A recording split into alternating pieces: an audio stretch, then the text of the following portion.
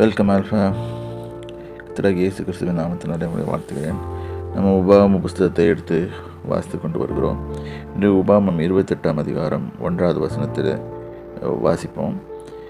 இன்று நான் உனக்கு விதிக்கிற உன் தேவனாய கர்த்தருடைய கட்டளைகளெல்லாம் செய்ய நீ கவனமாக இருக்கும்படி, நல்லா கவனிக்கணும், கட்டளைகளின்படி செய்ய கவனமாக இருக்கும்படி.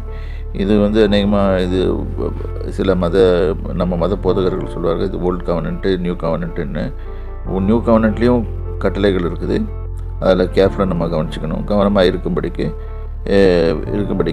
அவர் சத்தத்துக்கு உண்மையாய் செவி கொடுப்பாயானால், இங்கே அப்போ there is under word are called underlining, உண்மையாய். அப்போ பொய்யாய் செவி கொடுப்பாங்களும் இருக்குது, அர்த்தம் எடுத்துக்கொள்ளலாம். ஸோ உண்மையாய் செவி கொடுப்பாயானால் உன் தேவனாகிய கர்த்தர் பூமியில் உள்ள சகல ஜாதிகளிலும் உன்னை மேன்மையாக வைப்பார். ஆகவே தேவ ஜனமே இதை நல்லா புரிஞ்சுக்கோங்க. கர்த்தருடைய கட்டளையின்படியெல்லாம் செய்ய கவனமாக இருக்கும்போது பே அட்டென்ஷன். அடுத்தது உண்மை வேணும். அதில் செய்யும்போது சத்தத்திற்கு உண்மையாக செவி கொடுப்பான்.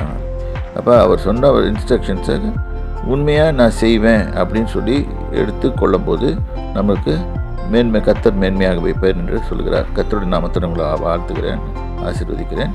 கர்த்தர் உங்களை ஆசீர்வதிக்கிறேன்.